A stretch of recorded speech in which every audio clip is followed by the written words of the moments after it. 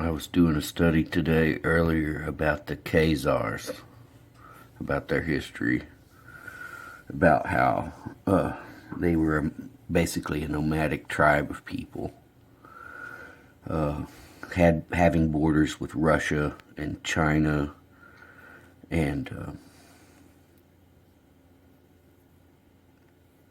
Europe. Anyway, the Khazars, this is where the Ashkenazi Jews come from. The Ashkenazi Jews are Khazars.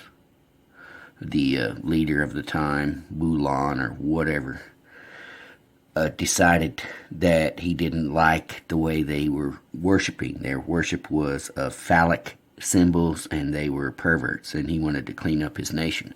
So he decided to pick between Islam, Christianity, and Talmudism or whatever, Judaism, whatever you want to call it. And so out of the three, for whatever reason, he picked to be a Talmudic Jew. Okay? And so he made all of his people convert. And they took the Hebrew alphabet and used it for their language. And this is where the Yiddish language comes from. It's Hebrewic letters and alphabet with Khazar's language. Okay? There is no Yiddish terms in the Bible. Okay? Anyway, moving on. This topic I would like to cover, this site that I'm on here. It's called LostIsrael.com. And so this guy's telling us who Israel is, and I'd just like to go through the bullet points that he has made. And he says there's 15 points, 5 national, 5 geographic, and 5 spiritual. So I'm just going to read these points to you. Israel was to become a great and mighty nation. Genesis chapter 12, 1 through 3. Israel was to become a vast multitude of people. Genesis 22, 17. Israel was to form a multitude of nations. Genesis 17, 4 through 6. Israel was to rule over other nations. Deuteronomy 15:6. Israel was to be a blessing to all nations. Genesis 22, verse 18.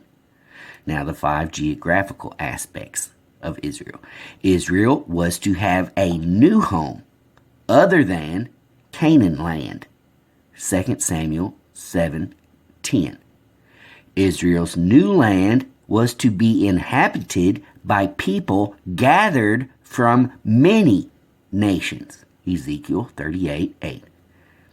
Israel was to have a land of unwalled villages, without walls, bars, or gates. Ezekiel 38:11. Israel was to have a land of great agricultural wealth. Deuteronomy 28, verses 8 through 11. Israel's land was described as being the camp of the saints. Revelations 20, verse 7 through 9. Now let's do the 5 spiritual aspects. Israel was to have a new religion and be saved by Yahweh, the Lord. Jeremiah 31:7 and verses 31 through 37. Israel was to carry the gospel to the world. Isaiah 49, 3 through 6. Israel was to be the only nation given God's law. Psalm 147, 19 and 20. Israel was to be blind for the most part of her identity. Isaiah 42, 16 through 19. Israel was to be called by a new name. If Israel exists today, as she must, there is only one people whom all these identifying marks fit, and they certainly do not represent the modern-day Jews. They do, however, describe perfectly the Anglo-Saxon, Celtic, Germanic, Scandinavian, and kindred peoples, the multitude of nations, who became a great nation with a new home, a new religion, and who have blessed the world with the gospel of Yeshua and numerous other blessings. Indeed, Alfred Lilienthal, a Jew, understood what most Celto-Saxons do not. Many Christians have much more Hebrew Israelite blood in their veins than do their modern self-styled Jewish neighbors. The prophet Isaiah spoke of a time in his future when the eyes of those who see will not be blinded, and the ears of those who hear will listen, and the mind of the hasty will discern truth. Isaiah 32, verses 3 and 4. It is the purpose of this short tract to assist in the continual fulfillment of Isaiah's prophecy in regard to the true identity of Israel. We have very briefly demonstrated and provided evidence for the following three facts. God has a new covenant plan for physical Israel today. Today's Jews are not Israelites, but instead impostors. The Celto-Saxon peoples are Israelites, the true descendants of Abraham, Isaac, and Jacob.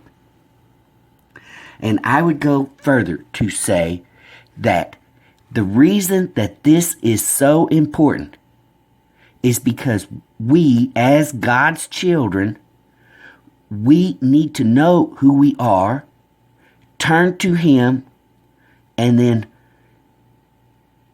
follow Him.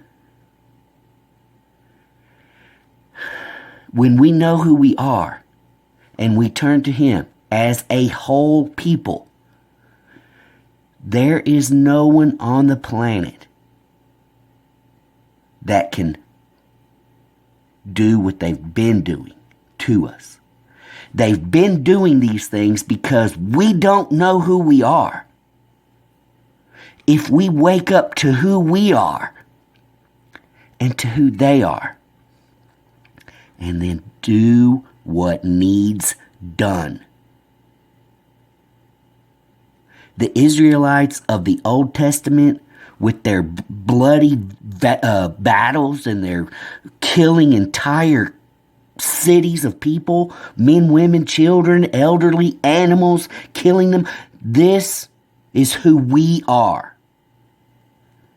This is who we are. There is no other people on the earth that is feared in war as much as we are.